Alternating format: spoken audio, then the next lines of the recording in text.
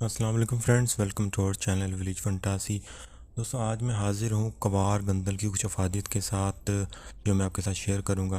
اسے کوار گندل بھی بولتے ہیں، گھی کوار بھی بولتے ہیں، سندھی میں سے کنوار بوٹی بولتے ہیں، پنجابی میں کوار گندل، بنگالی میں گھرٹا کماری، گجراتی میں کنوار، سنسکرت میں کور کانڈا، مرہٹی میں کور چھرا، مارواڑی میں گوار پاٹھا اور انگریزی میں ایلوویرا بھی بولتے ہیں، اور ایلوبار بارڈین سس بھی بولا جاتا ہے۔ معیت کے حساب سے کوار گندل اور ایلوا تقریباً ایک جیسے ہوتے ہیں۔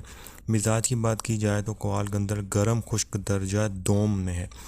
افعال کے حساب سے مسل، مصف خون، محلل اورام، معتدل خلاطہ، بلغمیہ۔ اور اگر اس کے استعمال کی بھی بات کی جائے تو استعمال تو ان گنت، مگر چند اس کے استعمال میں آپ کو بتاؤں گا۔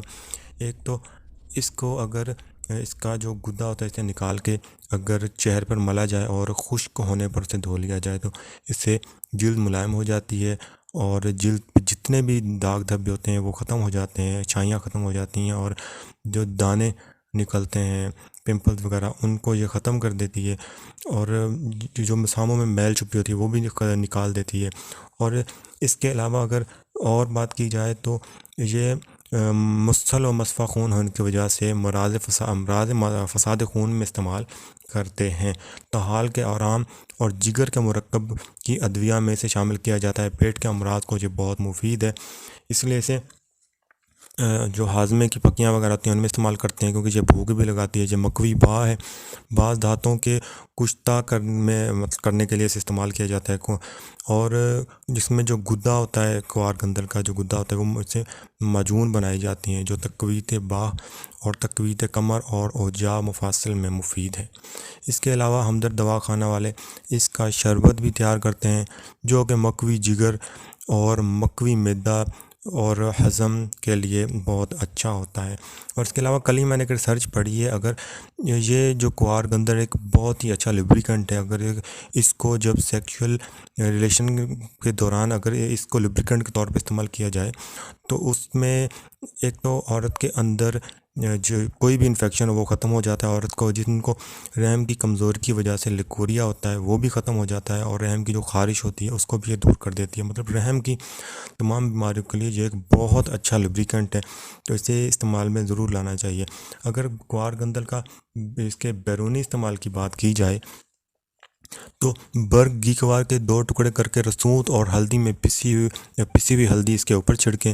نیم گرم کچرالی اور دیگر آرام پر باندھنے سے وہ آرام کو تحلیل کر دیتی ہے۔ زیرہ سفید پٹکڑی کے ہمراہ لعاب گھی کوار ملا کر پوٹلی بناتے ہیں، اور آشوب چشم مطلب آنکھوں کی بیماریوں میں آنکھوں کے اوپر بار بار پھیرتے ہیں۔ اس کا رس یا اس کا پانی نکال کر آنکھوں میں ٹپکایا جاتا ہے، آنکھوں کی بیماریوں کے لیے وہ اچھا ہوتا ہے، جو کہ رمد نزلی اور رمد سدیدی میں آنکھ پر لگاتے ہیں۔ نافع خاص، اس کا خاص کر جو فائدہ ہوتا ہے محلل اورام، وہ محلل ورم اور یاہ، اور یہ جو مضر کی بات کی جائے تو مضر ہے امعاء کے امراض میں، مسلح قطیرہ گل سرخ بدل ہے ایلوا کے۔